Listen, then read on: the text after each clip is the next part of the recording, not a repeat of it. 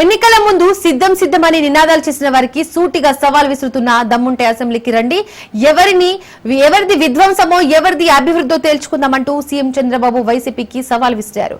గత 5 ఏళ్ల పాలనపై చర్చకు తాను సిద్ధంగా ఉన్నానని వైసీపీ నేతలు సిద్ధమేనా అని ప్రశ్నించారు.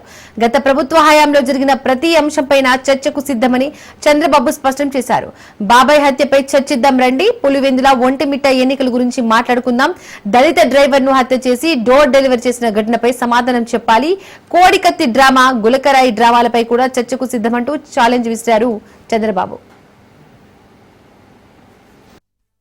ఈ రాష్ట్రంలో ఒక ఫేక్ పార్టీ ఉంది. ఆ పార్టీకి సవాలు విసురుతున్నా మీ అందరి తరపున. ఇప్పుడంతా కూడా బ్లూ మీడియా ఉంది. అవినీతితో పేపర్ పెట్టుకున్నారు, ఒక టీవీని పెట్టారు. అన్ని తప్పులే. మనం అవునంటే అడ్డంగా కాదంటారు. పేదవాడికి పింఛన్ ఇవ్వాలంటే నువ్వు చెప్పావు కాబట్టి ఇవ్వకూడదంటారు. మనం పోలవరం కడితే పోలవరాన్ని కూల్చేస్తారు. మనం అమరావతి ప్రజా రాజధాని అమరావతి ఉండాలని మనం ఆకాంక్షిస్తే ఈ అమరావతి ఎడారిని చేస్తామని ఎడారి చేస్తారు. మనం రోడ్లు వేస్తే రోడ్లన్నీ గుంతలు పెడతారు. అవునా కాదా అని అడుగుతున్నా.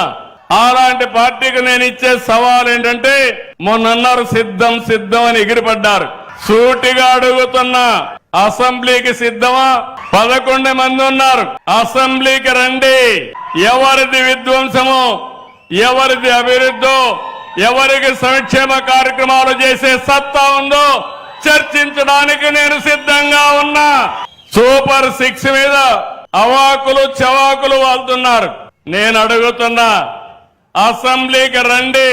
ఎవరికి ఏ నిమిషంలో ఎక్కడిచ్చామో సమాధానం చెప్పే ధైర్యం సత్తా ఈ ప్రభుత్వానికి ఉందని చెప్పి కూడా నేను మీకు తెలియజేస్తున్నా. తాగునీటి ప్రాజెక్టుల వరకు కడాన ప్రాజెక్టులు కడితే గ్రీస్ వేయలేని పెద్ద మనుషులు ఇక్కడే అన్నమయ్య డ్యామ్ కొట్టుకోబోతే ఏమైంది తమ్ముళ్ళు మిమ్మల్ని అడుగుతున్నా. మళ్ళీ దాన్ని బాగు చేసే బాధ్యత, ఎక్కడ కడితే బాగుంటుందో అక్కడే కట్టించే బాధ్యత ఈ ప్రభుత్వానిది.